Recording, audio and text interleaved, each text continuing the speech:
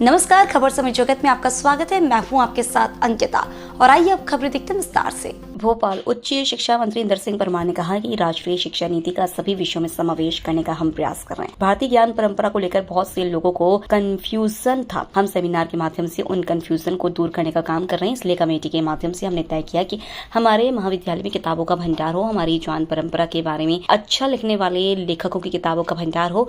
उच्च शिक्षा मंत्री इंदर सिंह परमार ने कहा कि भगवान राम लक्ष्मण के साथ ही अन्य हमारे धर्म को लेकर जो भ्रांतियां हैं, जो गलत बातें किताबें में लिखी हैं, उसे दूर करने का हम काम कर रहे हैं। भारतीय ज्ञान परंपरा किसी विचारधारा का एजेंडा नहीं है। ज्ञान और परंपराओं के आधार पर जो स्थापित किया गया है उसे ही हम आगे बढ़ा रहे हैं। बहुत सी खोज भारत के द्वारा पहले ही की गई थी, लेकिन उसके तथ्यात्मक प्रमाण नहीं थे, लेकिन इसका समावेश अब हमने नई शिक्षा नीति में किया है। परमार ने कहा कि संघ के लेखक भी अच्छा रिसर्च करते हैं, अच्छा लिखते हैं, अच्छा बोलते हैं। आज जो भ्रम है उसे दूर करने का हम काम कर रहे हैं। हम विद्यार्थियों को पढ़ने के लिए, लेखकों को पढ़ने के लिए मटेरियल उपलब्ध करवा रहे हैं।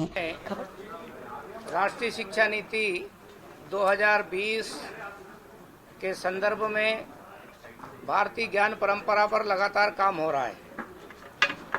खुशी की बात यह है कि उसमें मध्य प्रदेश अग्रणी राज्य बनने जा रहा है और मध्य प्रदेश ने जहां विचार की प्रक्रिया को तेज की है, हमने सेमिनार किए हैं और विभाग में एक भारतीय ज्ञान परंपरा का अलग से प्रकोष्ठ बनाया है। सभी विश्वविद्यालयों में प्रकोष्ठ बनाया है, सभी महाविद्यालयों में प्रकोष्ठ बनाया है।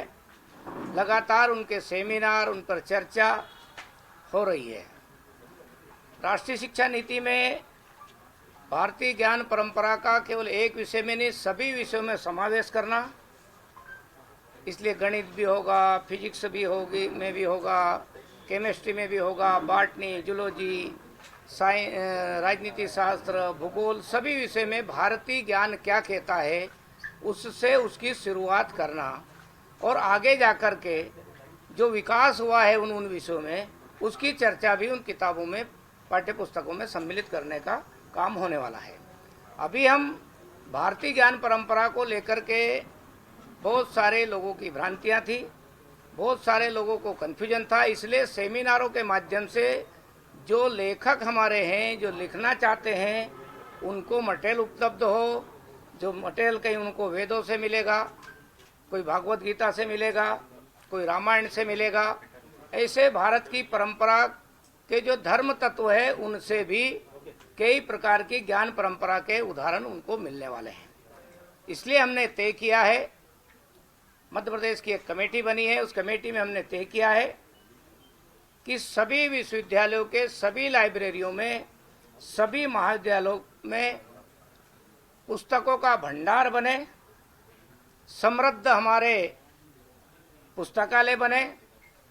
और इसलिए कई लेखकों के जो भारत की ज्ञान परंपरा पर जिनकी अच्छी किताबें हैं, जिन्होंने बहुत कुछ लिखा है और ऐसी भ्रांतियों को उन्होंने दूर किया है जिसमें कई लेखकों ने कई वर्षों तक भगवान राम ने रावण का वध नहीं किया, लक्ष्मण ने किया है, ऐसी भ्रांतिक बातें पढ़ाई जाती रही है। राम और लक्ष्मण का संबंध सीता से गलत था, इस प्रकार की भ्रांति प्रमुख बातें पढ़ाई जाती रही है। हनुमान एक उपद्रवी बंदर थे, ऐसी भ्रांतिपूर्ण बातें पढ़ाई जा रही है। बाद में सुप्रीम कोर्ट से उन विषयों को उन विश्वविद्यालय से हटाया गया है और इसलिए भारत की ज्ञान परंपरा की जहां बात होगी तो सत्यता के आधार पर होगी, भारत के दर्शन को सही परिप्रेक्ष्य में, सही तथ्यों के साथ में रखने पर होगी। जब विद्यार्थी किसी विषय पर पीएचडी करने जाए तो उसको पूरा विषय स्पष्ट होना चाहिए और सभी प्रकार की, सभी लेखकों की, जिसमें अलग अलग मतों की होगी, इस सब प्रकार की पुस्तकों का हम विश्वविद्यालयों में समावेश करने जा रहे हैं। साथ ही एक बात और मैं बता देना चाहता हूं, ये जो भारतीय ज्ञान परंपरा है, ये भारतीय ज्ञान परंपरा किसी राजनीतिक विचारधारा का एजेंडा नहीं है। ये भारतीय ज्ञान परंपरा हजारों नहीं लाखों वर्षों से भारत के हमारे पूर्वजों ने जो संजोया है, जिस पर रिसर्च किया है और उसके आधार पर परंपराओं को स्थापित किया है। आज की राष्ट्रीय शिक्षा नीति उन सब विषयों पर, यदि वो परंपरा में कोई चीज है तो उस पर भी रिसर्च करे, यदि कोई चीज रूढ़ी में है तो उसको छोड़ दे, लेकिन यदि वो विज्ञान के आधार पर आज खरी उतरती हो तो उसको गर्व के साथ उद्घोष करे, कहे कि हमारे ऋषियों ने, हमारे पूर्वजों ने उस पर रिसर्च किया होगा। और इसलिए उदाहरण स्वरूप मैं कई सारी चीजें आपके सामने रखना चाहता हूं। एक जो बैटरी उसका सेल बनता है, पहले टार्च जो चलती थी उनमें सेल लगते थे, अब वो सेल भारत के अगस्त संहिता है हमारे ऋषि मुनियों द्वारा, उसको ईसा से 900 साल पहले उसको माना गया है। यानी कितने साल हो गए, ईसा 2024 चल रहा है, उसके 900 साल पहले उस सेल की कल्पना का उल्लेख उसमें है। बाद में हमको कौन सा पढ़ते हैं, जिसको हम, जो वोल्टा नामक वैज्ञानिक ने उसको, इसलिए उसको हम वोल्टाज सेल के नाम से हम पढ़ते हैं। ऐसी कई सारी चीजें हैं जो विज्ञान के आधार पर भारत के लोगों ने पहले उनकी खोज की थी। दुर्भाग्य से भारत के पास में उसके तथ्यात्मक प्रमाण नहीं थे, तथ्यात्मक दस्तावेज नहीं थे, और इसलिए राष्ट्रीय शिक्षा नीति के माध्यम से उन सब पर फिर से तथ्यात्मक प्रमाण हम पेश कर सके, तथ्यात्मक बातें रख सके। इसलिए भारत की ज्ञान परंपरा पाठ्यक्रमों में सम्मिलित करने का क्रम राष्ट्रीय शिक्षा नीति ने, देश ने सर्वसम्मति से उसको तय किया है। और इसलिए जो तरह तरह की भ्रांतियां पैदा करने की लोग कोशिश कर रहे हैं, एक बात मैं जरूर कहना चाहता हूं, लेखक सब दूर हो सकते हैं, सेना में जाने वाला बेटा गांव का भी हो सकता है, शहर का भी हो सकता है, सभी जाति और सभी धर्म का हो सकता है। यदि कोई लोग ये कहेंगे कि संघ का कार्यकर्ता है और ये सेना में नहीं जा सकता है, क्या वो चित्तपूर्ण है?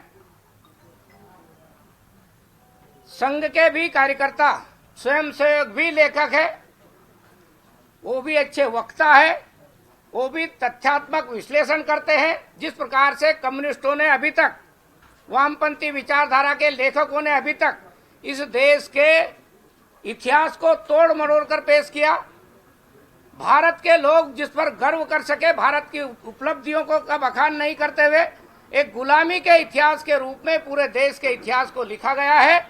और इसलिए यह समय ऐसा है कि फिर से भारत के लोगों को राष्ट्रीय शिक्षा नीति के माध्यम से अपने गौरवशाली इतिहास, गौरवशाली परंपराएं और भारत के स्वतंत्रता संग्राम के आंदोलन को सही परिप्रेक्ष्य में, जिससे देश के युवा प्रेरणा ले सके, इस प्रकार से लोगों के सामने आना चाहिए, पाठ्यक्रमों में आना चाहिए। इस प्रकार का मंथन करने के लिए राष्ट्रीय शिक्षा नीति में विमर्श की प्रक्रिया अपनाई जा रही है। और इसलिए आज एक बड़ा भ्रम कि भाई कोई चीज हम पुस्तकालय में रख देंगे तो वो उसको हम पढ़ा देंगे, ऐसा नहीं है। विद्यार्थी को मटेरियल उपलब्ध करा रहे हैं, लेखकों को मटेरियल उपलब्ध करा रहे हैं। बहुत सारे लोग वेद रखे होंगे कि पुस्तकालय में, वेद में आम छात्र कुछ नहीं समझ सकता, इसलिए उसमें कुछ समीक्षा करने वाले लोगों की किताबें भी सम्मिलित करेंगे। भागवत को सब लोग उसके बौद्धिक तत्व ज्ञान को नहीं समझ सकते, उसमें कई समस्या आने वाले हैं।